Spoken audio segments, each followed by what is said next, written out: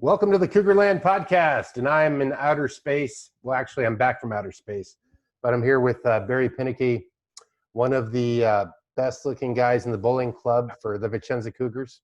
Or were you even a member of that? I don't think I ever became an official member, but well, I did it for a little bit, just like I did everything else for a little bit. That was seventh grade, though. I think I tried that out. That's funny. You tried it all. You're a guy that tried it all. I basically remember being in the Boy Scouts with you. I think I was in fifth and sixth grade. Everybody was 3 or 4 years older. We'd go on those adventures. The scoutmaster would tell us there was some murderer that lived up in the hills. And people never knew this was going on. I don't know. And he always kept a stone face. He would never be like, nah, just kidding. He's like, nope, he's out there. He's going to get you. You know, kind of getting afraid of the dark, you know, just towards seventh grade because waiting for, remember Flish Flop, the story he would tell us about this guy? Flish Flop.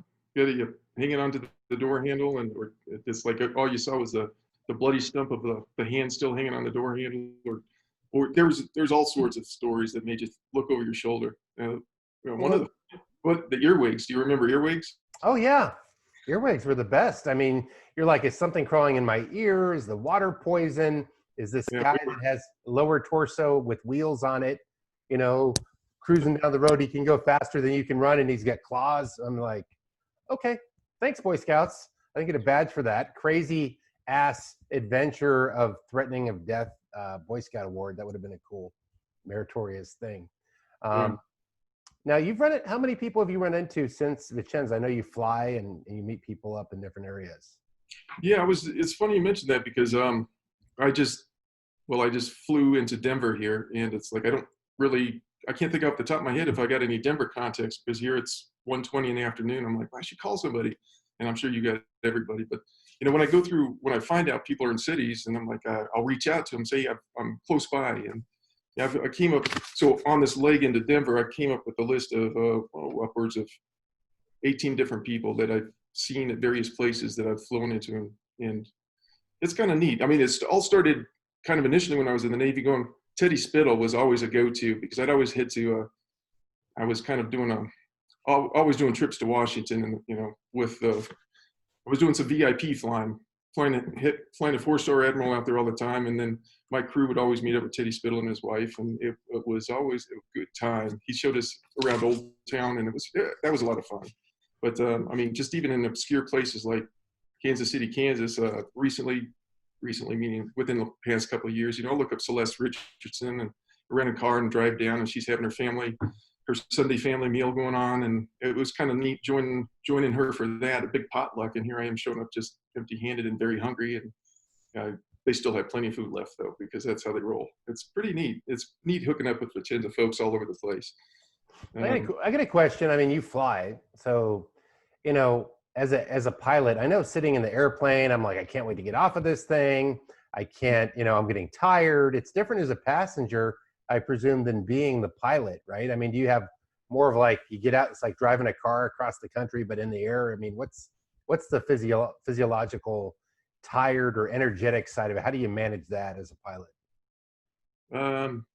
That's a good question. I mean, it's like we do our stretches when we go do the bathroom break, set up for the labs. All the passengers get annoyed by that because you have to set up the car, and then they have to walk all the way back to the back bathroom if they need to go to the bathroom while the door's set up front. But you know, we kind of get out of the seat and stretch our legs then when we've got that setup going on. That only happens, you know, now that I'm getting older, I'm going more. Staying hydrated. I don't want any kidney stones or anything else associated with dehydration. Being in the air all the time is completely get dehydrated. Always got my bottled water here and there and the other place. That is, the stretching in the seat. You know, so like you can loosen the seat belt, stretch your legs, adjust the rudder pedals, all the fun stuff. That's just do Yeah. I've never had any problem with sitting for long times because it's just kind of. Well, it's like an office job in the air. I just wonder if you acclimate, you know, because I'm like, okay, one flight, I don't want to take another flight. It's the layover. You guys don't have to go through all the standard, crowding of the herd kind of thing and working like 500 people into one little space. hurry up, take off your shoes, pull out your laptop, blah, blah, blah, blah, blah, blah. And you guys were like, just walk in, kind of like old school. And remember in the Yeah. 70s when we were kids, when there was smoking on board and everything, and people Yeah. were having cocktails, it was a disco party in the air It back in was. the day. It really was. I mean, people would run up, they're with their friends at a bar. Oh, crap, I got a flight in 15 minutes. And they, try to do the O.J. Simpson, Hertz rental car or whatever that was ad that he did jumping over all the chairs to get to the gate. Remember those days?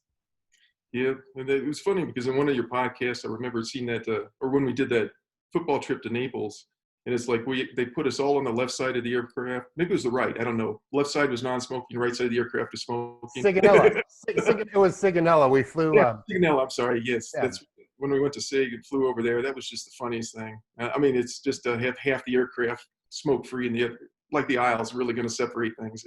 Oh, I was back there having a cigarette, but my dad didn't know he was at the front of the plane. And it's like, how's he going to tell? And, just hide it. And it was funny. I mean, you had the two aisles. You did get to feel a little big time like a pro athlete. Hey, we're flying to an island to play a big Major League football game.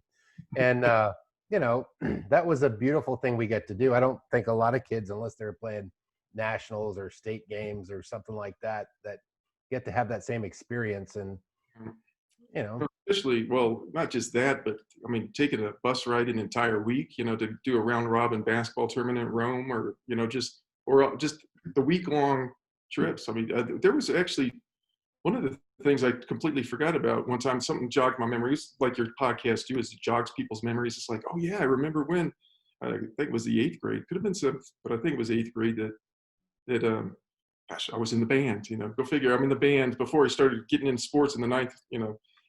Transitioning to the full on, I want to play sports year round. There was we did a trip down to Naples when they had a huge earthquake. And it's like back in the days when they didn't have cell phones, I remember all the parents were like, they're just like on pins and needles wondering if the bus is ever coming back from Naples, because Naples was just devastated. And we're just being on a bumpy bus ride, you don't notice that we out in the roads right outside of Naples. We had just left, but I guess it just completely wrecked the city, and they didn't know if we had left yet or not because the timing was such. We had just left, and it was that long 11-hour drive back to Vicenza. They're just they're all notified that I don't know what's going on. Don't know if they're there, if they're under rubble or not. That must have been scary for them. Well, I remember coming back from a teen club trip to Berlin, and we were, at a roller disco about 2 blocks down from this La Belle disco. They get blown up by some terrorist guy.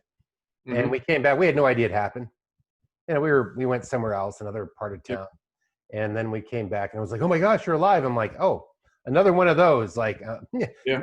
Man gets attacked by a shark in Spain. You're over in Spain, deep inland. I wonder if it was one of my kids, because nobody had the cell phones, right? And but at the same time, I think the adventure and how you had to think, you're like, if you were looking for a good time, like, where's the party? You didn't really know. If you didn't live in Villaggio, you didn't have the door-to-door network, or everybody hanging out by the bus stop or the Foodland or whatever, or then there was Post, like, or people congregating over by the teen club or over by the Post gym. Is there a big game, or is there something on the North 40, right? Yeah. And you kind of had to guess. And if you didn't know, you had to guess. Like, if you get a late start Saturday, like, what is going on today? Is it that DJ coming in for the Halloween party, or is it, Mm-hmm. So, it's, speaking of which, it's like, I did the DJ thing at the teen club for a while, and that was a lot of fun. I kind of did it sometimes half and half with Chris Bram. Every now and then I do it on my own, but the teen club was a real good go-to for fun for me. I mean, I was probably too young, but I can't believe my parents actually let me do that at 7th, 8th, and 9th grade. Headed the teen club when it was, I guess they were just happy I got out and was socializing, kind of thing. But it was it was a fun crowd. I mean, it's always a fun crowd, and whether it be the teen club or like you said, meeting at the gym, it's like for pickup games, or there was the weekends I'd sign up for the ski trips, and I'm like, without word of mouth, just to see who was going to be going or not. You don't know until you showed up for the bus. It's like, oh, you're on the, it's like only $6 for a ticket to go skiing for the day. And like, it was kind of cool. Sometimes you just didn't know who's going to show up for these trips to the local ski resorts with the MWR. That was really neat. but you're right. Guessing. It was a guessing game. And sometimes the go-to is always go to the cab or go downtown and hit the cab and Right. check the local spots where you bend your elbow. Oh yeah, you go over there. Well, what are those? The Timbers, the train station, the Yeah. cab, and then if it's not that, then somebody's at the disco. Oh, someone found a car. How'd they get out? Because the disco is 20 miles out of town, whatever, or probably not that far. But in kid miles, it was 20. In grown-up miles, it was probably 6, but seemed like 20 because we didn't have cars. So we walked everywhere, or we rode bikes, or we had mopeds. I don't know. Did you ever have a moped? Oh yeah, I had a moped, and that was gosh, right at the right as soon as like I turned the age that could have a moped. Yeah, I'd saved up all my commissary tip money for making that happen. And yeah, well, actually, it was at that time I wasn't working at the there was the summer hire money off, but my parents were scared to death of me being on the road. I'm like, but they said, hey, if you save up for it and pay for it, it's like, so I did that. I focused on that because mopeds was a way of getting out and transportation, and obviously having a whole lot of fun. It was Especially a freedom. You could go and knock down those locations that you're trying to figure out. Is it at Mike Coley's house? Is it at Mark Parkin's house? Yeah. Is it at Bellagio? Boom, get your moped. You round it up, get it knocked out real quick, and half an hour, you've got intel. If you're riding a bicycle, you ride a bike, and nobody here. You're in the middle of your friend's house in Torre di Cortisolo, and nobody's home, and you just did a good, several mile bike ride for no good reason. That's exactly. I think it was Tony Cottrell that was living in Torre di Cortisolo, or was it Camasano? Mm-hmm. It was. Anyhow, you remember he had bought a moped at the same time too, because he was stuck way out there, and so he was kind of like my moped buddy, so to speak, when we were always going riding. Let's go check out here, there, the other place. And it wasn't until obviously by the senior year I get. Then back then it was just the Peugeot, and that was like the standard. That was a slow one. So you're about to tell me Oxford. Did you go Oxford? I know. Yeah, Albert Liska hooked me up with he rented his moped for me. I mean, the zooped up, bored out, fast, the kind where you had to you got second looks from the Carabinieri, because you had that Proma. The Proma was the extended muffler with that big exhaust baffle thing that supposedly, I don't know, you get more horsepower because it changed the compression or something. And then people would change the carburetors or bore out the intake, and you'd have a 50cc. Now it's a 90. And Albert Liska was definitely good at souping things up. He had one of the first super fast Rabbit GTIs because he modified it. Yeah. And, and same with his mopeds. Anything he get his hands on, let's put bigger gear on this thing. Let's get another 10 miles an hour out of it, right? Yeah, I went to visit him out in California. Albert was one of the other guys I went to visit at the time. He still had his zooped up VW, but his wheels had just gotten jacked, or his mags, his tires. I don't know, he was on blocks. All 4 of his tires were stolen. He was fuming, but at the same time, he's so happy to see me. It's good. He's like, that's horrible. Hey, let's go have a pizza. Right? Yeah, that's how it works. Yeah. I think, the reason I started this is so everybody could reconnect. And, our parents didn't have this opportunity as much, a letter here or there to each other, and then they moved back to the States and kind of fell out of touch and maybe ran into each other once in a blue moon. But to me, the reunion cycle is great, but it's a little bit long in between. And what's the value of a year in communication and time? I mean, years go by, whammy, hey, guess what? Whammy, there goes a decade. And we're sitting here going, oh, I'm just talking to Berry. It's only been 32 years or so, ish, well, I talked to you the other day, but before that, it was like 32 or 33 years, quite a bit of time. And you're like, where's everybody doing? And then we see Facebook, which is just a show and tell poster book kind of thing. It's like, look at my scrapbook of my life. But that's not real communication. You don't have the tone. You don't have, the real feel of what everybody's doing. And I think that since all of us started somewhere different than most of our neighbors, wherever we may live, unless they're by a military base, we look at our neighbors, we like them. They're American civilians. They may or may not have ever seen the stuff we saw. And we're like, where's my homies? Where's the people that understood skiing on the, for $6 on the MWR bus, or going to Pisa, running off to Venice, or riding a souped up moped at 40 miles an hour down a back road at 3 a.m, right? 55. But, his was fast. That's all I knew is like he did an extra good job. Yeah, it was about 55, and there was times I was driving in the fog, and Lisa Rolick was gosh, I was coming from her house out in the middle of nowhere where the roads were this wide. It's a 2-lane road this wide, but it did at least have a center line stripe on it. So just straddling the center line stripe in the fog, still doing 55 miles per hour, thinking, oh, nobody else is going to be out on the road. Stupid stuff like that. It was just, but it was fun. Oh yeah. So what year did you come there originally? What year did you show up in Vicenza? It was a 79, 80, and 81. So 1979 to 81, I was there. So that was 7th, 8th, and 9th grade. And yeah, then my dad got orders to, well, he took orders to kind of a place that he quickly get him back to Vicenza because he couldn't extend. He was doing the medical stuff, and so I went to Fort Riley, Kansas for 2 years, all the while saying, this isn't Vicenza. It's like, I don't know if any of you guys have been to Kansas, but yeah, it was like, Dad, when are we getting the orders back? And so the quickest orders he could get back was to Germany. And that's the reason it brought me, coming back my senior year. I'm like, I don't want to start my senior year in Germany if it's all the Dodds school system.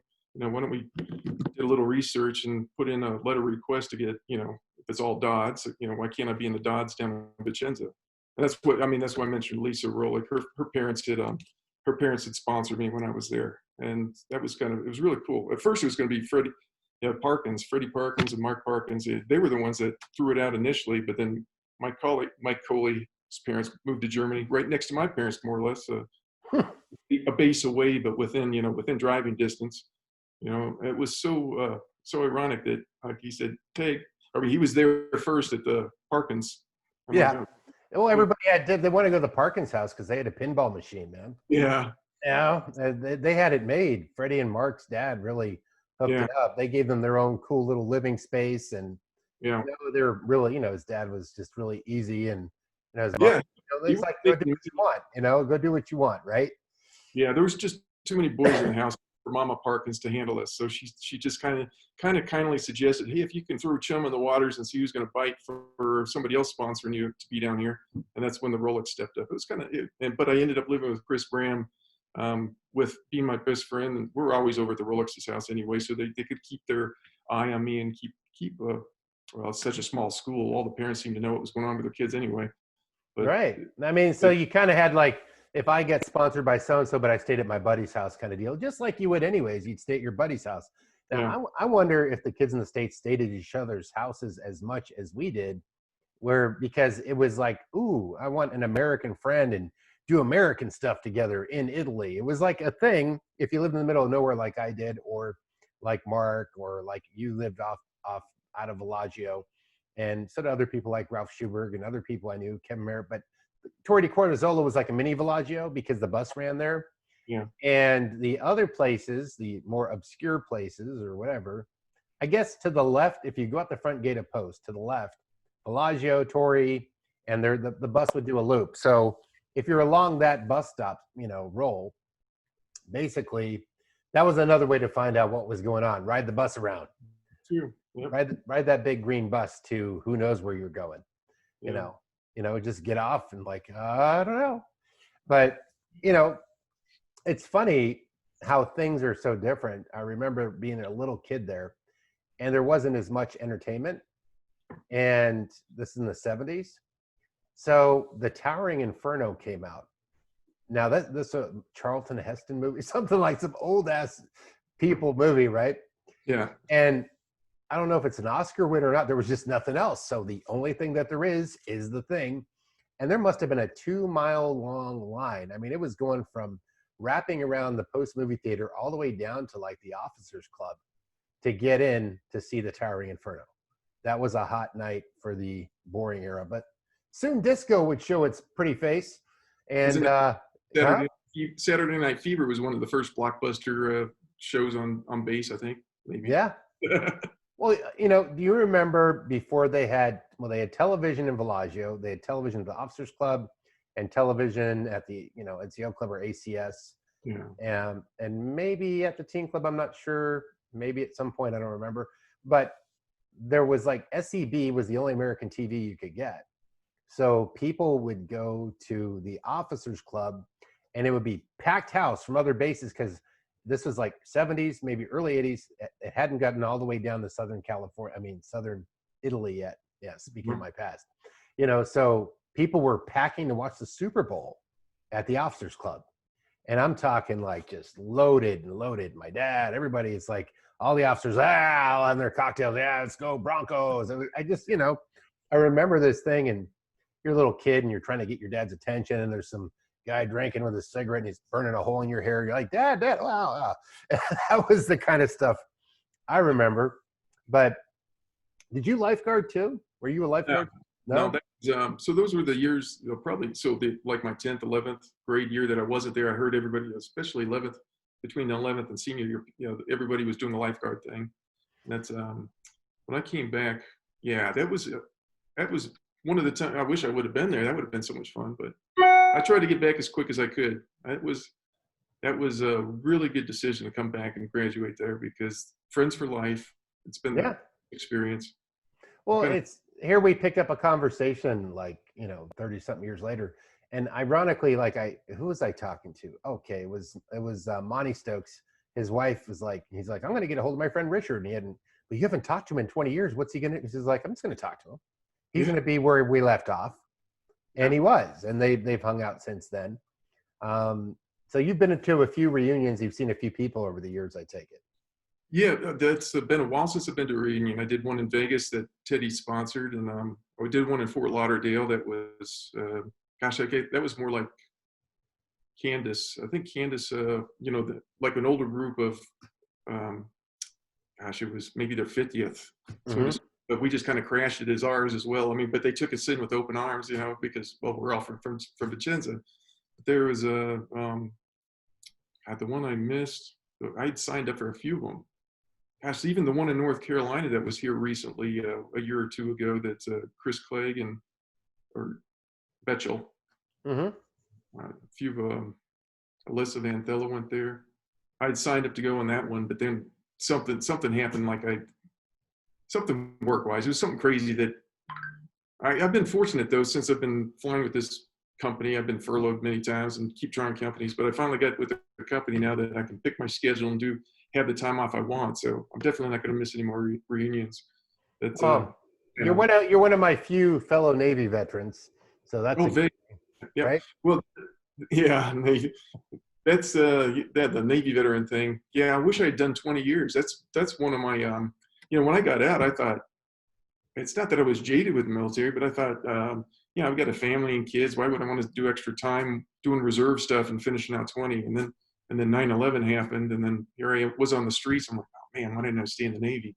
All the other, but then I just kind of kept, as people started hiring, I'm like, I tried out a cargo company and really liked it. Tried another cargo company after that cargo company furloughed me, and I liked that even more. And I was going to finish out my career with that because, well, that one was a legacy, so to speak. They've been in business 70 years. I'm thinking, oh, this company's never going to go away. But then a hedge fund gets a hold of it and manages to put it out of business.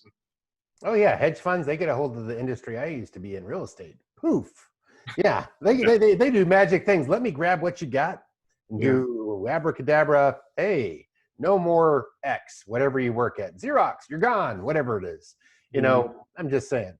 But it's that's the story, like the aftermath of what did you want to be when you grew up? Did you become what you wanted to be, you think? Or I mean, you're probably happy with your choice. To figure that one out. I'm still yeah. No, I don't have a feel that there's still something out there. I'm happy doing what I'm doing. I found something I really enjoy, but it wasn't something I set out to do. It wasn't, like nobody ever goes to college. I signed up for the ROTC scholarship because that's my dad said, hey, apply for all the scholarships you can. I know the ROTC ones were the easiest to apply for, and like Army, Navy, Air Force, which ones, I don't know. Roll the dice, and I'm like, there I am. I'll pick the Navy. Yeah, I'll pick the Navy. But that first time I ended up doing a little ship thing with them for an orientation, I'm like, I shouldn't have picked the Navy. What else can I do? Well, why don't you apply to be a pilot? And I'm like, okay, I think I'll do that. And then it just kind of fell in my lap. Here I am. Did it fall in my lap? Was it destiny? I don't know. But I was never really in search of, I want to be this or I want to do this. One thing I did know that I like to do all my life was travel. It's like, even when I was over in Vicente, even between seventh and eighth and ninth, I was getting the Interrail pass. I was gone all summer long. It was so stinking cheap just to travel around Europe. Again, my parents felt I was responsible enough to do it, and they didn't see any problems that everybody's so crazy about nowadays, because ever since the movie Hostel came out, now I'm sure people. Who knows? Maybe that was going on. They saw us and they're like, nah, forget them. Yeah, that was pretty. But I love traveling, and that was part of the. So that's why I think I like that cargo. Well, it was a contract with the military's contract with a lot of different avenues. Never knew where I was going around the world, but I was always going around the world. And sometimes, once I landed, I'd have 3 to 5 days off, and before I flew again. And I'm thinking, this is pretty nice being in a really cool city halfway around the world. And I'll just go explore and check out this and check out that, and do this tour or do that tour. That's so I think it's more not just the flying that I like, but the being at all the different places and having the experience to keep traveling and socializing, and man, food and drink and all that stuff that goes with it. You got to love it. I'm with you on that, Barry. It's funny, the Navy. I never thought the Navy, because when we went and played football, we go from the very orderly, squared away, airborne Army, like squared away, boom, boom, strict. We get down the Navy. Here's a bunch of guys that look like Disco Brothers from the Bee Gees with some beards. That's just before they get rid of beards. And I joined after they get rid of beards. Anyways, they get bell bottoms and beards, and they get an attitude, big old burly forearms from towing rope and working hard all day. And you go down, and the base just didn't seem the same order. The Naples football team kids seemed more aggressive. I don't know. The Sigonella people were more chill. Just looking from a kid's perspective. And, Aviano, they were a little easier, but watch out for Naples. They get some angry kids. But the crazy thing is, it's that I looked at the Navy and I go, doesn't look as shiny as X. I've been on Air Force bases. That looked like an officers club, the whole thing, even where the enlisted people lived. You know what I mean? And then you go to the Navy and it's like, you can have something nice, or everybody gets the slop together. Like you're living in a floating berthing, or you're living in a stateroom with another guy as an officer, right? And, nowadays they get to live off the base, and they have barracks for them. Never when I was in. I lived on the ship the whole time. Oh, geez. Until I got married. And that was like, 3-4 years in. And then I finally had an apartment to go home to. But not like the Army, where they had barracks and they had stuff and they could put their big stereo in their boombox. Like you had this little rack as we had it in the Navy, right? And it's funny, I talked to Kevin Merritt, who is an engineer for the Navy now, doing water engineering. And, he's like, yeah, dude, they treat you guys like you're in prison, man. And I go, maybe they do. Because you want to know, it goes back to old nautical, like, avoid the mutiny, keep them busy, keep them working, keep them moving. Yeah. And someone might say, well, you're not like in the infantry running around with your guns out in the grass. I'm like, well, that would have been nice. I would have liked camping. I'm stuck in this metal bed for 90 days at a time. You know what I mean?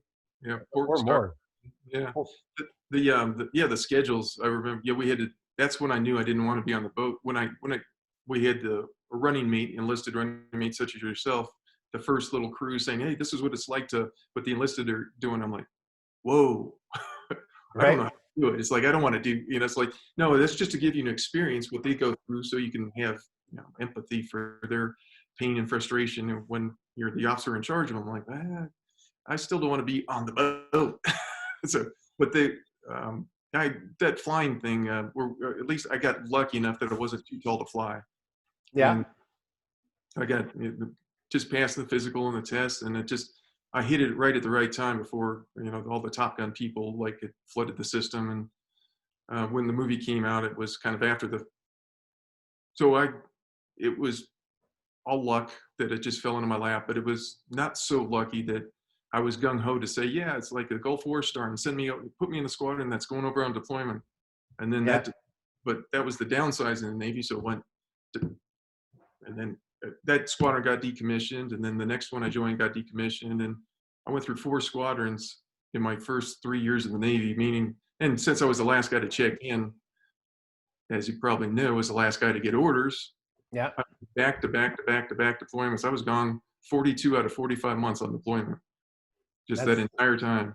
And that's when I kind of knew I've kind of had enough. But I did 2 Westpacks and numerous just exercise cruises. I mean, of a year, we'd probably spend 280 days at sea, at least. Very active. That was like less time on liberty, less time on, and then we had duty days when we came in port. So every 4th day you had to stay on the ship 24 hours on guard duty, on fire watch duty, on police patrol, whatever you were doing. So it was always like, hey, this weekend, am I going to lose Saturday or Friday? Or am I going to lose Sunday? So I have Friday and Saturday, but I just come back Sunday and okay, whatever. That was kind of the deal.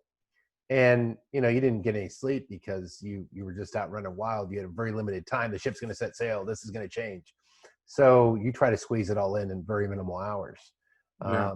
But, do you know about Yvette Gonzalez? Yeah. And I do. She actually, when I was living in Hawaii, she had surprisingly stopped by one of the parties I was having when I had a bunch of roommates on the North Shore. We had a place right on the beach, and we just threw a big party, and it was nice to see her. Her mom was there, and I tried to have enough time to pull out the photo albums and everything. Yvette Gonzalez, Admiral. She was learning to surf at the time. Come to think of it, there's a lot of her friends from the academy that were up on the North Shore as well. So they were one of them. I don't know if it's PJ Hogan, and not from Vicenza, but anyhow, there was they were teaching her how to surf. It was a good time seeing her. Obviously, it's always a good time seeing Vicenza folks. That was pretty quick. Now, what year were you there? What year was that? I was in Hawaii from 91 to, that in particular is when I was off deployment. So that was the 95 to 98 time range. So okay. But you were there in 91? Well, technically, I was renting there while I was on deployment. Yeah, so okay. I was. Yeah. Good. I was still. I'd still during, even though I was between. I'd have 2 weeks to a month off as my one squadron closed down, and I'm checking in the new squadron before they shipped me back out on deployment. So there was little spurts of a month here and a month here and a month here between that I did see Hawaii during 91 to 95, but small spurts. I always say this, that since a lot of us joined the military, that we probably passed by each other like ships in the night, because I went to Hawaii a ton of times, and I'm sure I was on the island when you were on the island at one point in time.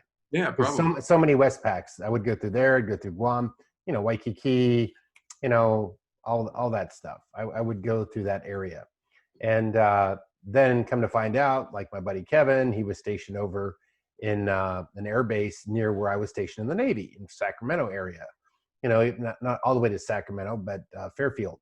So that was about 40-minute drive, 35-minute drive from my ship. But I didn't know he was down the street because we didn't have Facebook. And then I said, hey, did you know this nightclub, that nightclub in the city? Oh, yeah, I think I was like, we were probably walking right by each other, not seeing each other. Right. And the only person I'd seen from Vicenza for many, many years, actually I saw a couple. I saw Richard, who's, he was older than me. And, Rich Collins. Yeah. And his sister, I ran into them in Little Italy. And they were like, upwardly mobile yuppie types. And I'm just a grunt, enlisted man, like, what's up, man? We're just talking. And then, poof, I thought I'd see more Vicenza people. Nope. And then later I saw James Cameron briefly. And then, nope, he's gone. And then nobody for years. And then here and there, a little bit of people. And I finally get a hold of Mark. But I met Mark Parkins and Freddie and Charles Donaldson after my A school. I met them on the way to California where I was getting stationed. I went skiing in Utah with the Parkins. And then, boom, Navy, years go by and, find each other again. It's always been like that. You Yeah, know, Chaz and Freddie, they would road trip every now and then from Utah to, well, I went to CU Boulder, and of course, who doesn't want to come visit CU Boulder and party it up? Well, that's what they were doing. They came to visit me a few times. It was a lot of fun to see them. it was nice to have your fraternity brothers, Yeah, your real Vicenza, the first fraternity. yes, It's kind of funny. Like everything else is what's happening around Vicenza. That's the way I've always felt, anyways. But yeah. Oh, Melanie Morgan came to visit me while I was there. Lisa Rowland, Chris Graham. There's a granted they were also touring and visiting other people as well, but it was kind of nice to during the college years to have people come see each other, and that yeah, was it was nice if you had that connection. It's like when your friend would go back to the States, you didn't have their phone number, or you weren't going to grab mom and dad's Italian phone and call them for $12 a minute. And, different time zones. I don't know why they're not there, you know, that kind of thing. We didn't have an answering machine. My parents didn't get a phone till I was almost like junior high school.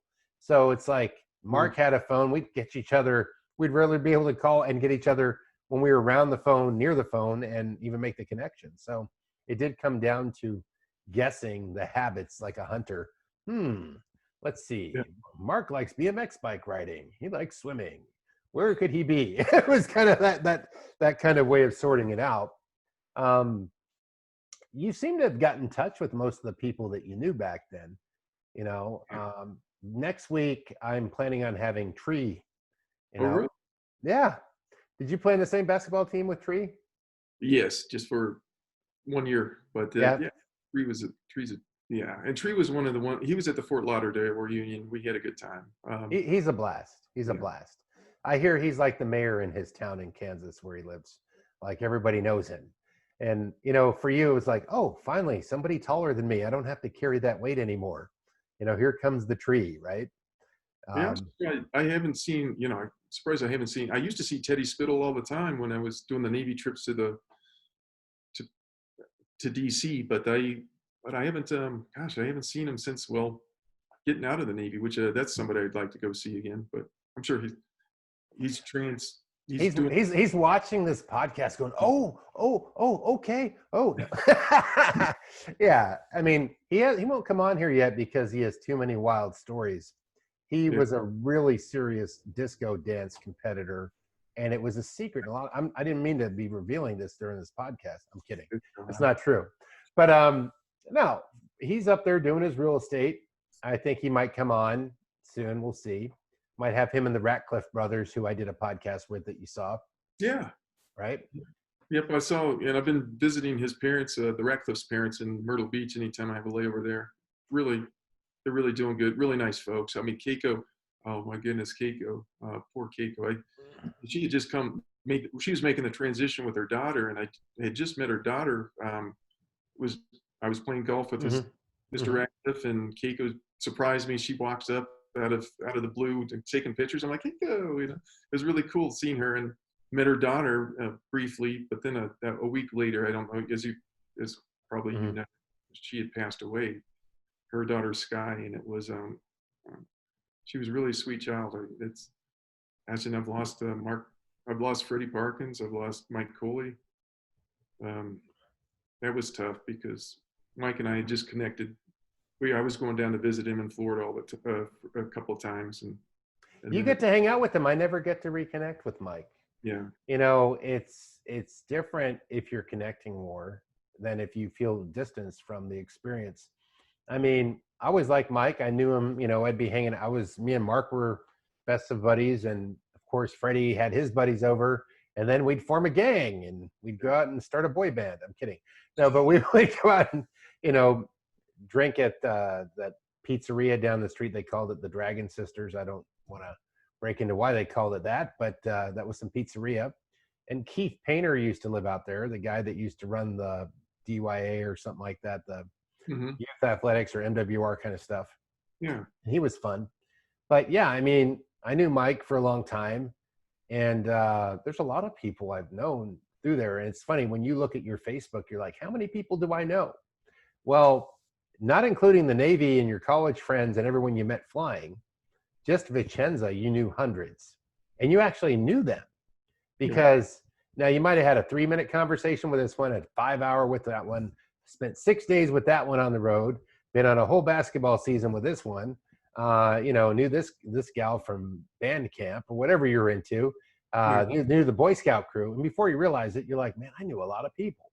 But these are people that had that Euro, what the heck is going on experience. We had it so good, we didn't know how good we had it. We Yeah. thought it was going on better in the States because there was more variety of sugary candies and drive-through food and more TV channels.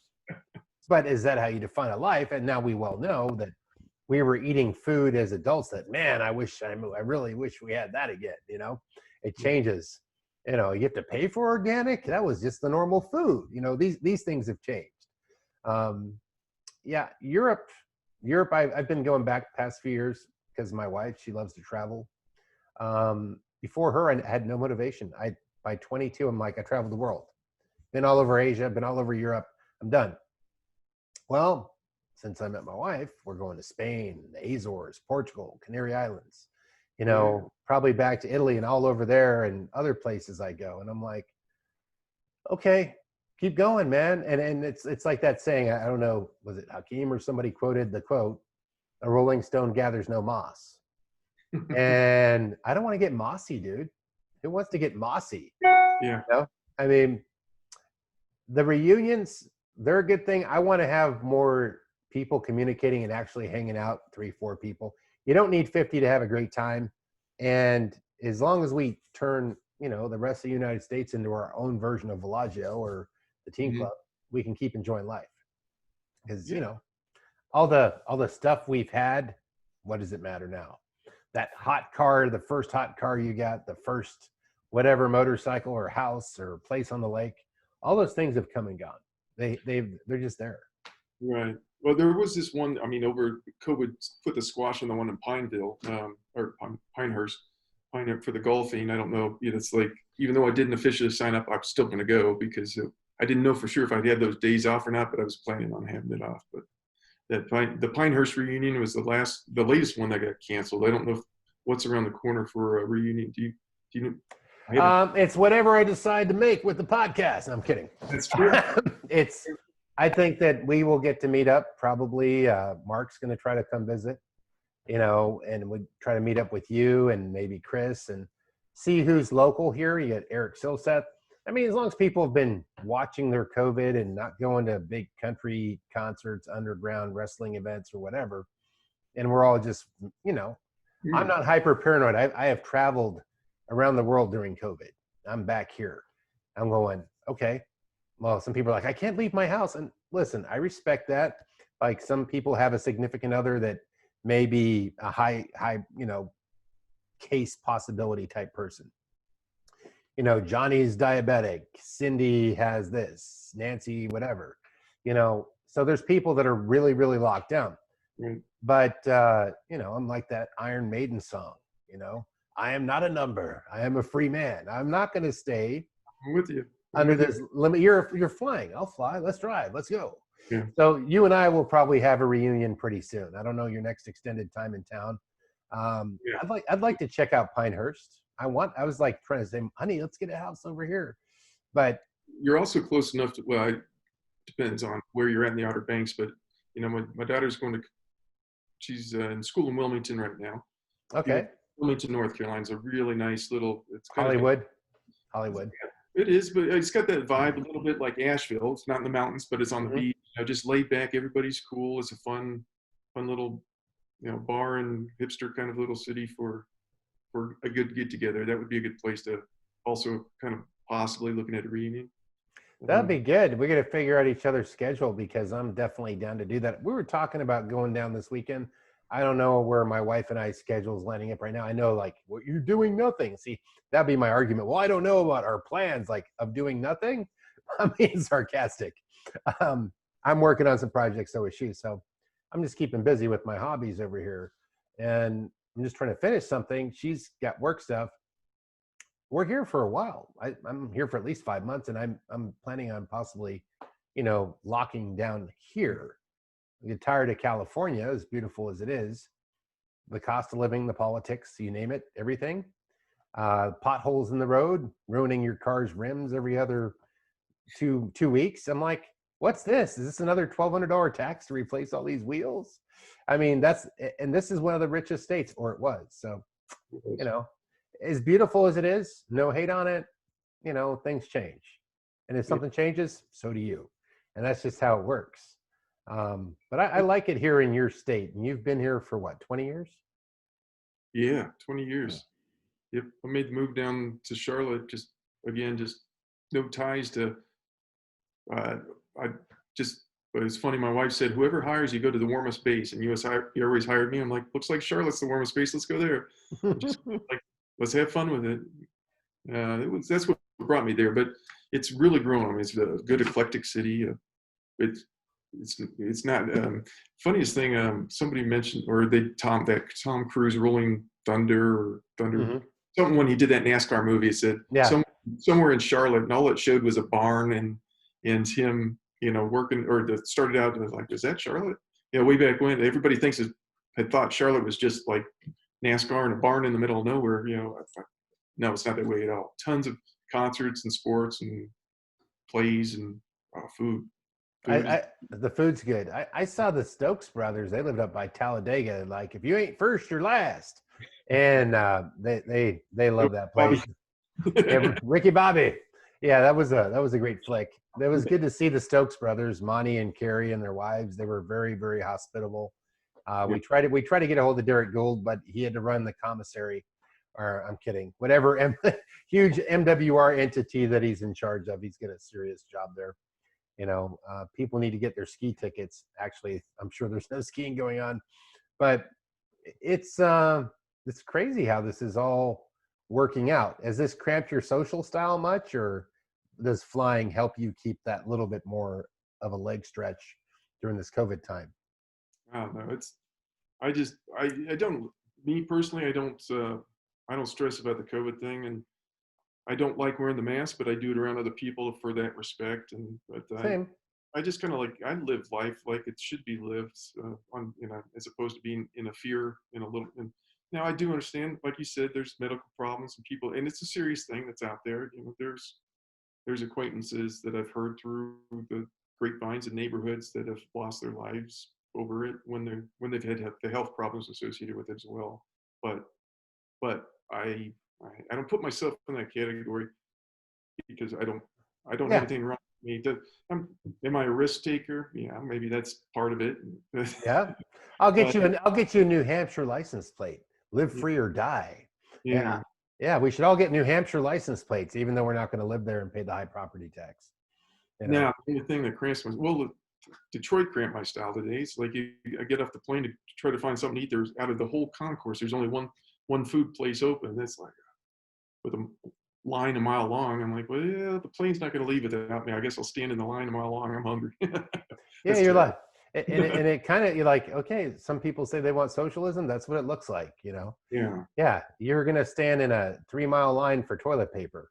That's just how it works, Yeah, so I mean, because of airlines are downsizing, and people are, basically there's less things open because they're trying to package each flight to get the most amount of butts and seats to get the return on investment to afford the flying the plane. It's all business plan, right? Right. And I mean, I went to Chicago, it was barren and empty. Then I'd go another time, it was busy. It's like they had their peak days, right? Just when you fly through it. And, you probably get stuck in a terminal and it's like, yep, cupcake on a stick. You're like, oh, that's what's for dinner? I didn't know, right? You're like, okay. Yeah, I'll have the hot dog pizza cupcake. Thanks. But, the options are low.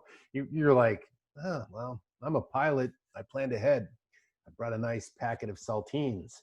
But, the MREs of fine flyers like yourself, right? Also, you got to have the tuna pack that you can rip open. They confiscate a can opener. That's it. Yeah, no can openers. But yeah, so you're in college. So you get a layover. You have to do what, 8 hours, and then you're back on the plane, or how does it work for you usually? No, I go out at 6 tomorrow morning. I landed at local time. I landed at noon or noon 30 here, and Yeah. So I got a good time to like still be at the hotel, walk around, get something to eat, but still got to get to bed early because a 6 in the morning flight comes pretty early when you get to show up early. Yeah, I got to catch some Netflix or whatever. Or Cougar Land podcast. Those are really good. I really recommend those. Yeah. So what is it like about Vicenza that you miss, after all this time? What is it that you miss about it, if anything at all? I did hear Vicenza's changed a lot, but Mm-hmm. I guess I'd like to. I mean, from the memory of it is just getting out, walking around the piazza, the food, the socialization, the drink, the markets, I used to even hit the Camasano market just for giggles every Sunday or the downtown for that matter. I mean, I know Italy's closed up now with the COVID, and that's a shame, but I do miss just kind of like getting out and experiencing the food and the life, so to speak. Yeah. Just seeing life happen, like where people are enjoying it. And La Dolce Vita. yeah, Yeah, the sweet life. Well, I went to Spain and I felt that's the way Italy used to be.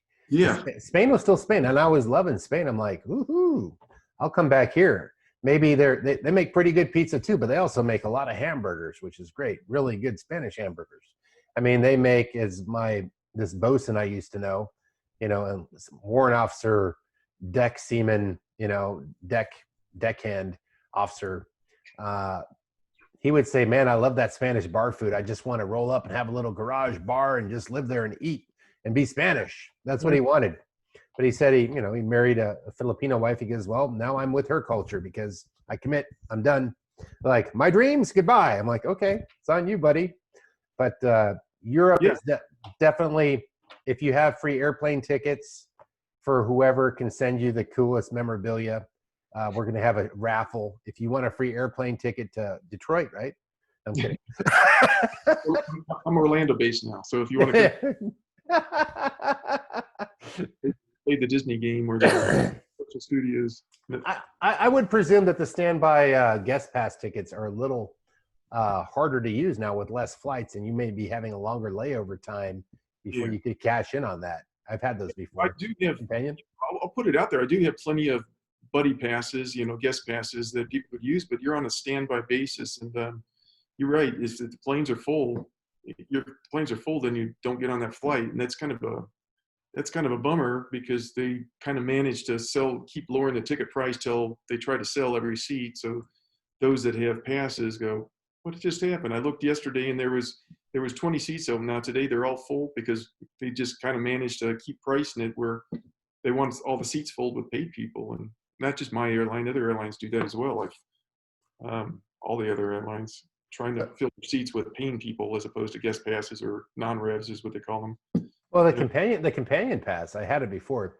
My friend and I flew over, extended legroom, regular commercial, cattle class, and then we get to Boston, and I think only paid like $60 round trip to Boston. That was pretty good. Paid the tax on it. This is like a couple decades ago. And we get there, we get to New Hampshire, we visit my brother, and we're going back, and we're at Logan. We're going to fly out, and it's kind of like on an island, that airport. And we get there like, sorry, you can't be on here, and there's nothing till tomorrow. We're like, oh crap! So we had to go spend $700 at the Hyatt, so we could get there, so we didn't have to rent a car, and so on and so forth. At the Hyatt, that's right there. But it was cool. We took a ferry, and my cousin who played pro baseball had a nice cafe, huge bar, pool hall place called the Rack downtown Boston at one time. So we went there. We came back, and then the next day we caught the plane, and it was first class. Yeah, so it worked out. But the $700, you average it out, maybe you're ahead $600. I don't know at the time. It's interesting. First class, second class. We can go on forever about airlines. Like, hey man, is it really worth the extra 4 inches for your butt or whatever? It's like sometimes. I mean, I'm finding people that swear they're never going to fly again end up. Well, you see them on the fall. You say, hey, didn't I see? You were the one that said you weren't going to fly us again. It's like, well, you guys are still the cheapest ticket. I'm going to, just to get from point A to point B on a cheap ticket price, and It's sad though, because both you and I were. I mean, when Yeah. you do the international with other international carriers that really know how to treat the customer and wine and dine them, it's a Yeah. it's a more of a Silverware and things that you don't see.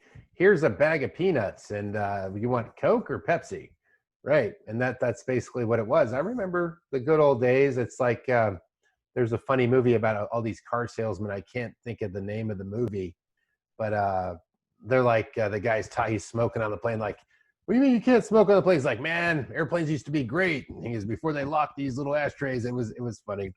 I can't think of the name of it, but somebody knows what I'm talking about. And yeah, I remember flying across the states after A school, drinking, Chivas and having cocktails yeah. and just enjoying it, and didn't care if I got to my destination on time. It was a cool bar in the sky. But things have changed, COVID and just everything, safety. Miserable experience now for most travelers. They just deal with it, but it's they look at it as now as like, okay, cheap way to get from point A to point B, and I'll spend all my money on the real vacation when I land, as opposed to treating the airline like it's part of the vacation, like it was in the past. Now it's Well, just I have a thing. Anybody who lives in North or South Carolina that wants to hang out, that's COVID clean and friendly and not afraid of things, and knows that Barry and I don't work part-time at a kissing booth at the circus, with the high possibility of cooties. Let's see if we can hook up. And, like to see who's local. Chris is out here. Who else? We get Eric Silseth is out here. Who else lives out here that you know of in North Carolina? Chris had mentioned a few names that she thought. I was surprised. She had forgot that I even lived there. She thought I'd moved because I hadn't been in touch with her. And I immediately reached out after her podcast, but I think she had a list of a few people. South Carolina, Georgia. To the west of us, between Tennessee and Virginia being neighboring states. Alabama, we get the Stokes and we get Derek Gould and Teddy Spittle's north of here. So we're kind of in a good central hub. Kenny Poplinski lives down there in Myrtle Beach. Yes. You know that. Yeah. And now, ever since the reunion, when I knew he lived down there, I'm like, hey, Kenny, I'm going to look you up. And here I am looking up Howard Ratcliffe instead of Kenny, which is shame on me for. Hey, Howard. And no, the Ratcliffes are wonderful people. You're like, yeah. I'm going to keep this PG. Kenny, next time I'm coming to the rated R trip. Now, and just in terms of like navigating how to get a hold of people, like if I know I'm going somewhere, I'm like, I'll usually like use Facebook, or do I have a contact? And, I should reach out more to people that know what current numbers and addresses are, because I think when I tried Kenny's number, it was a disconnected cell number. I think you just gave me an idea. Maybe I can find a way to build it. Cougars Near Me app. Yeah. But that might be something different. It might be mistaken for a dating website. You might get a couple lonely women over 40. I couldn't see any kind of correlation with confusion. Cougars Near Me. Everyone's like, I want to be a cougar. I'm joining the Cougars too. And you're like, where's your letter jacket? What letter jacket? Single or what? You're like, no, I could see that happening. But yeah. Cougars, Vicenza Cougars, VHS Near Me. That would be cool. There's somehow to correlate this. I mean, I put a list on the this podcast thing, like where you're from, and we had people from all over pretty much showing where they are, and I made a little map about it. And I have to revisit that, but maybe I could take that data and turn it into something. And now you have this thing like, a cougar pops up, and you're like, hey, there's a cougar near me, man. Yeah. Flying over here into, Wisconsin. Who's here? And then hang out, see if that's your friend. But you have a lot. Go ahead. Well, there's also the ones. Well, unfortunately, I'm poor at planning ahead, because like Jenny Pallarito, I've tried to reach out to her a few times, but it's usually the day of, hey, I'm finding out I'm coming in tomorrow. It's like she's got her plate full and is unable. I mean, I know she'd love to get together with me, right? Who wouldn't? But Jenny is up that direction, Boston. Even big city life is there's some people that are perpetual planners. I have had friends like this, and I'm 8 weeks out. I'm like, wow. I mean, what do we call that in the Navy? The POD, the plan of the day, when you muster in the morning. Remember that? Yeah. But they have one for like every damn weekend for like, it's almost like, remember when those big business planner books came out and they're trying to teach you how to use them, to time management. I'm like, forget that. Now you can use a cell phone, get Google reminders. But the point is, there are people that plan their whole life that far out. They can't have a slow weekend. Yeah. I still like the mystery and discovery. I can't, arts and crafts show, and then we're going to a puppeteering convention, and then afterwards we're going to go learn how they build canteens. No, that's not my weekend, man. I'm going to be more relaxed about it. And there was the Kaisers. I mean, these are all folks that were older than me, obviously, but I still had a connection. Like the Kaisers up, I think they're in the Boston area, right? Claire and I think so. But their father was like when I dabbled in the yacht club there, the yacht club in Vicenza of all places. But they were building boats and going out. Lake Marola? Were they sailing on Lake Marola?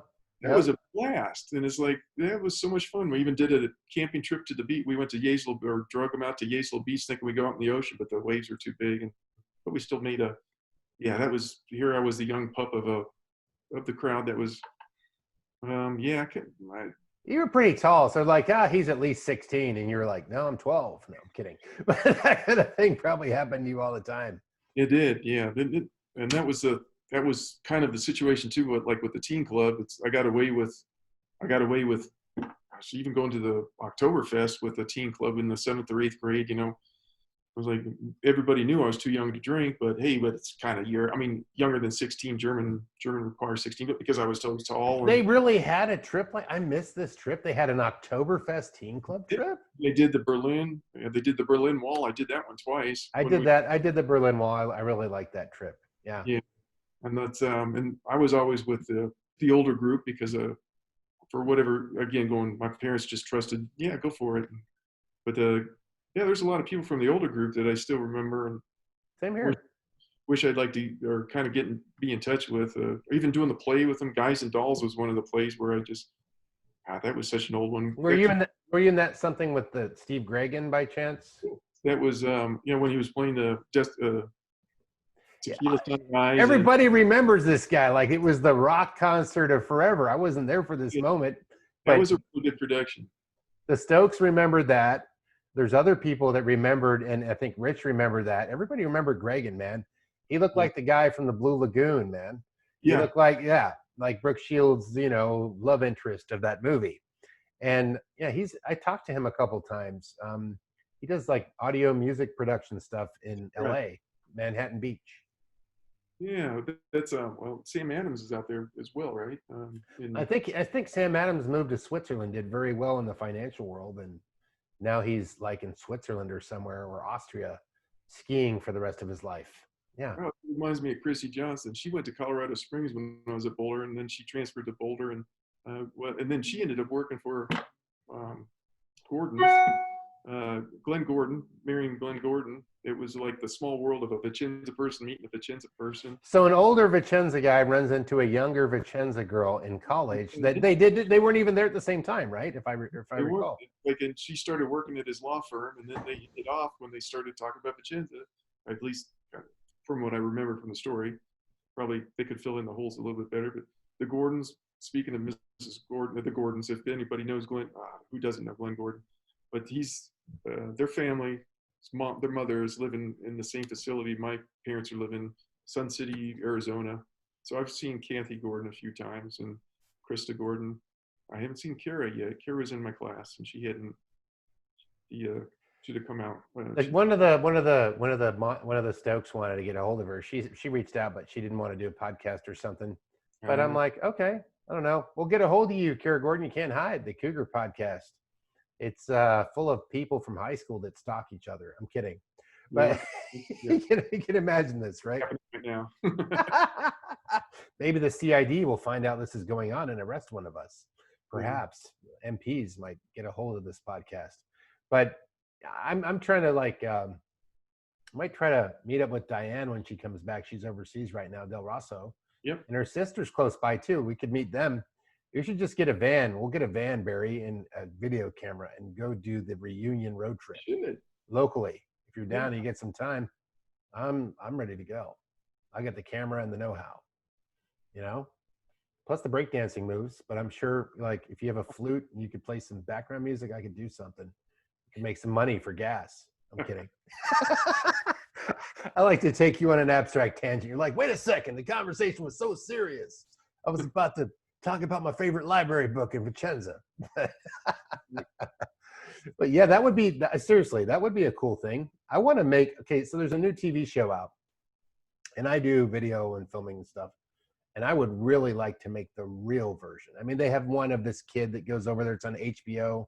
Where Are We Now? Or Who Are We Now? Or I forget the name of it, but it's about a kid, and he's stationed overseas with his mom, and she's a colonel, and she's married to another woman. And, you know, the kid's a little bit of trouble. And, you know, I haven't really get that deep into it, but part of it does take me back because there are some similar things in the architecture, like a Villaggio and a base, and the uniforms, the way it kind of gives you those little subconscious flashbacks. So it's interesting. And he's out drinking like we were as kids. And it's just like, you never did that. Yeah, Barry. You know, you were pretty squared away. Valedictorian, athlete, best looking, behind the scenes troublemaker. Best looking guy in the laundromat 3 times on post. You get that award. Yeah, that one too. I got that once. Nobody was there, so I took them. You know, there's so much catching up. I do think the road trip thing would be fun. Yeah. As long as we meet other like people that are understanding, like the world doesn't have to die, because you're not going to get your time back. That's why I keep moving. That's why you keep moving. That's why I can relate to you. Well, lock in my house, lock in my house, lock in my house. Then you become like the Matrix #2, when Keanu Reeves finds these people living in this egg pod with a food hose in their mouth, and they're just like, and that becomes COVID people. You know, I'm not saying it doesn't exist. Just don't go to any discos for a month, and then we can go do this thing. Did you go to any discos? No. Were you walking around without a mask at Safeway? No. At the grocery store? No. Okay, good. We can hang out. You know, I'd even get COVID tested. I don't care. I've been tested 8 times since this whole thing. I had to fly. You probably have been tested at least once or twice. I voluntarily tested a couple days ago because I was thinking about going to Jamaica on vacation next week. Isn't that a 96-hour window for that, or? No, 10 days. 10 days. 10 days? So within 10 days of you going to Jamaica in particular. Now that one's, you know, every country's got its different thing. Does your airline go to Jamaica too? Oh yeah, there's. Okay, so maybe I need a friendly pass. My wife and I will go to Jamaica with you. Then we'll just start from there. All right. Costa Rica, that's another fun place to go. And I mean, about 6 different cities in Colombia that we go to. Now I know you're thinking Colombia. Why would I want to go there? But it's a drug country. Hablo español también, no este problema, señor. Vamos. It's so nice there. Yeah. I have no problem with South America.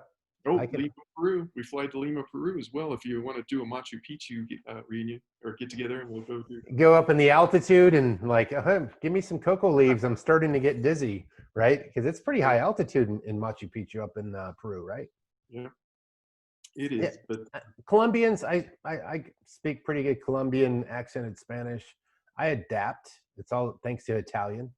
I speak the Spanish now too, which I learned. I didn't know I did. Now they speak Espanol versus like California Espanol, which is a little different. You know, there's that dialects. It's almost like Neapolitan Naples versus Vicenza. You won't even know what the hell they're saying if you speak some Italian northern dialect. You know, they chop it up so much. You're like, hey, what? The words are an eighth. They're measured in rapid fire bits, right? Yeah. But yeah, that would be fun. I'm going to Jamaica this weekend with Barry. Just think, if you had came on the podcast, people watching this show, you would have won a free trip to Jamaica with Big Bad Barry. And I did. But I probably won't get to go this weekend. But maybe in the future, that would be something to do. Yeah. No, it's part. I mean, it just kind of happened that because my wife's a teacher, she gets the week of Thanksgiving off, and there's not too many windows of times that she gets off. And I thought, well, hey, Jamaica's open, and you know they got some resorts open. There's a few countries that are open before they close it down again. You know, let's just go. And so, yeah, but that's fun. Does she have a pretty good summer break like my dad used to do as a teacher, or has that changed? In the past, it seemed like a good. I mean, in the past, the summers are getting shorter. The teaching year is getting longer, And even during the summer, they require, or not require, they're doing summer camps, summer learning, that they kind of sort of say, we'd like you to, yeah, you'll get paid extra, but we really need you to do this if you want to keep your job, kind of thing. Mm. So they're actually working during the summer now during camps and stuff. Sounds like working for Google. Like, oh my gosh, I'm going to make 180,000 my first year. You move there, and they say unlimited vacation. You get there, your apartment costs $4,000 a month. The taxes hit you at 40%. Blah blah blah blah blah. Before you know it, you're driving a Honda Accord with roll-up windows because you can't afford the power windows, and you're scraping. But you sound cool to your friends in Texas, and you thought that you have this endless vacation. The moment you take it, and they're looking at how many keystrokes and how much effort you put in, and they're watching you like an Apple Watch. Ba-dow, you're gone because they're watching your performance metrics. Now you're an analytics project. Mm-hmm. Isn't that funny? Yeah. Yeah, I know. What an abstract thing to bring to the podcast. You guys are going, damn, Len Dempsey. You didn't even finish high school, but you know about this really cosmic stuff. It could be my background. It's having an influence. Yeah, I feel like I'm doing a stand-up show, but the thing is, Barry, I would like to travel, and I'm down, dude. You get another cowboy to go be a rabble rouser with. Get in some trouble. It'd be a lot of fun. There's the traveling thing. I took them. You mentioned the summer. My wife, I was about 5 years ago, maybe more now. Come to think of it, but I bought the kids a rail pass. My wife a rail pass. I took the month off from work, and we just railed around Europe because I wanted them to experience all the. That's the last time I stopped by through Vicenza, and that I guess we met up with Chris Graham and his family and had a great. That was the best part of my son's vacation. Out of the 30 days of seeing this, that, and the other thing, it's like, no, the best day ever was eating all that food was just the usual Italian eat, mangia. Mangia, come on, you're too skinny. You're like, man, but you're all still skinny. As an American kid, you're like, okay, I'm not eating enough, according to Mama Georgia, whatever her name is. Nonna over here is saying eat. And the thing is, American kids, when you got home and you had the munchies, you were hungry, what did you do? You made a family-sized amount of tortellini and ate the whole damn thing. Right? Yeah. And my mom's like, when I'm a kid, you're getting chubby. What are you doing? You're eating candy. You're sneaking candy out of food. I'm like, no, I'm eating carbs, all carbs, all carbs. That's what it is, man. Somehow you stayed lean. You still look good. Suck it. Keep your gut down here. I've learned the technique, the podcasting tactic, right? So anybody else that you want to meet up with that you haven't been able to find? And it sounds like you get to meet more people than most. Somebody that popped in my head when I was thinking of the older crowds that that kind of fell off. I haven't heard anything from, like Rick Knowles.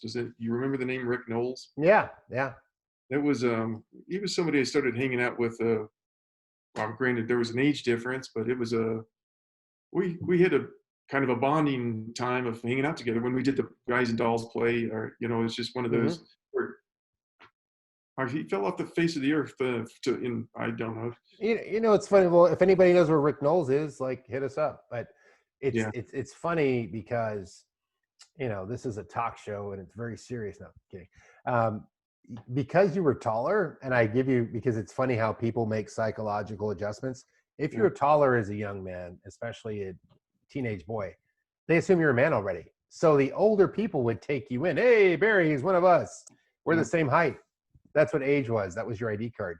And then you were saying this earlier, something goes down at Teen Club, just act serious and tall. Then they'll think I'm more authoritative and more adult-like than if I was only 5'2", people might think I was lying. No, I'm kidding, but it's true. There's been psychological studies on this.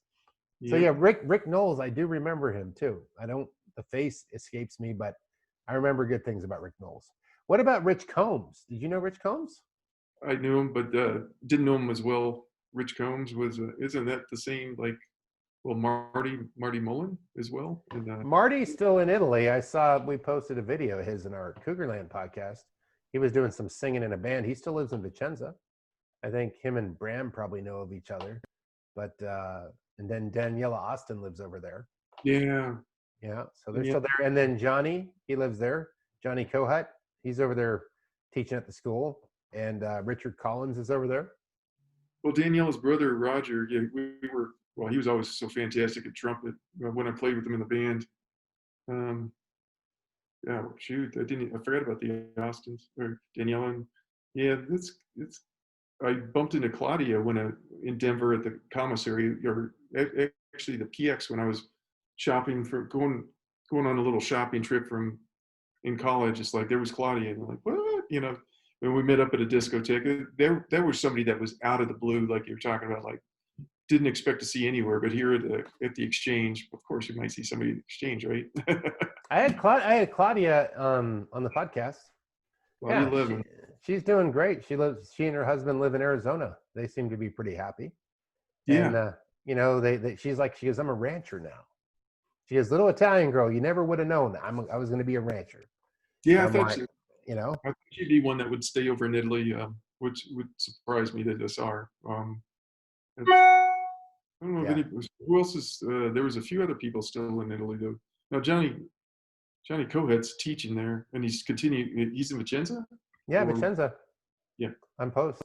Yeah. And then there was somebody else. There's another gal my brother had, the name escapes me, but she's a teacher in Aviano now. So somebody of a younger class, right. than us. So it's kind of cool. But I'll be having Tree and some of the other people on here soon. Maybe I'll have you back, and we can have a few other people. Maybe we'll have Lisa and a few other people on here, and the story will extend itself. But definitely, I'm down with the van and meeting the other Cougars. I don't know where I need to buy a car, so maybe a van, something with the Incan Warrior on the side, or a Gladiator, something cool, like a John Spicoli kind of van. Yeah. Just a big Vicenza Cougar van. Have the Cougar on the side, and was like, I saw the Cougar van in Utah. It's like wherever the Cougar van goes, it just keeps everybody integrated. But yeah, man, it's been. We had a good conversation the other day, but you see how endless this is. It goes on forever. It's not hard. I don't know. Hopefully, we haven't bored the listeners to tears. No, I just kept it on because there's, I see in this little thing, women are sending coins. It's a live chat there because they like your good looking face. They're like, bing, bing, bing, bing. So they're donating. I'm just trying to keep you on here so I can get a few extra bucks. I'm kidding. It's a live chat thing on YouTube. No, this is great. And listen, anybody else reach out to me for podcasting, or my brother or Berry. And if you want to win some free airplane tickets to Norway, he's giving those away. I do Norway yet. No. So you're South America? Anything South America. Central or South America, we go to all the places. So. Caribbeans? If you guys, yeah. Yes, no. It depends on which ones, which islands. Well, you said the two that you do, right? Costa Rica and... yeah, Central and South America, we've got tons more, though. Nicaragua and Honduras, and believe it or not. Any other pilots or Navy people, say hi, even though we grew up on an Army base. And maybe there's other pilots you could trade tickets with. I don't know. Does it work like that? Do you guys do that in the pilot business? Yeah, it's all kind of, it's actually in the pilot business, we found that it's easier to just buy the cheap ticket and not have to deal with time is limited, time is money kind of thing. I can fly. I have my veteran benefits, and I can fly Space A, and I'm not about to do that. I'm going to get on a C-130, trying to get to California, or back from California to North Carolina. I'm going to get on the plane north in California, land in Kansas. They're going to reroute me to Hawaii. I'm going to get stuck there for 5 days. Then we're going to Michigan, 3-day layover, and then finally get here when I could have paid $200. Same thing, right? Yeah. Yeah. It makes sense. So do you get pilot pricing from other airlines or no? Yes, we do, but but they're the internet 5%, 10%. Might find a better deal on the internet. Yes. And but third party sites, sometimes I'm telling you, it's worked out best to go directly to the airline sites. I know, like booking.com, Travelocity, this, that, and the other thing, they really kind of hose you with not telling you what you can and can't do or what the restrictions are. I mean, you go to their website, everything is like cut and dried. This is and it usually ends up being cheaper than, or the same price that you would find at a booking website. Fly to Boston, can't bring a suitcase. That'll cost $200. Yeah, the ticket's $198. Oh, by the way, if you bring anything larger than a thermos, which you can't carry because it has too much liquid in it, then you will be paying a premium of $400. Wait a second. The Oh, actual, you want to move your seat? That's $82. No, I'm kidding. yeah, it's sad. It's come down to that, but maybe that's like there was a ticket that was last month. I was looking at where are we going to go? Costa Rica, is it open? It's like, oh yeah, not Costa Rica, it was Puerto Rico. Yeah, Puerto Rico, one of our territories. Like, so San Juan, Puerto Rico, Charlotte to San Juan, Puerto Rico, $19. It's like, can't beat that. $19, and no, they hope to get $35 for your bag or $50 for your bag, depending on what size bag. And they try to get the nickel and diamond stuff, but if all that stuff spelled out on the website, and like, well, I'll just have a backpack that fits under the seat, go to San Juan, Puerto Rico for the weekend for cheaper than I can drive across the border. Yeah, that's your new podcast, Travel Tips by Big Bad Berry. Yeah. So how to fit 3 pairs of jeans into a canteen size suitcase. Yeah, that'd be perfect. Well, Yeah. listen, everybody, subscribe, send this to your friends, get in touch with Barry, Yeah. and we're going to be doing more of these.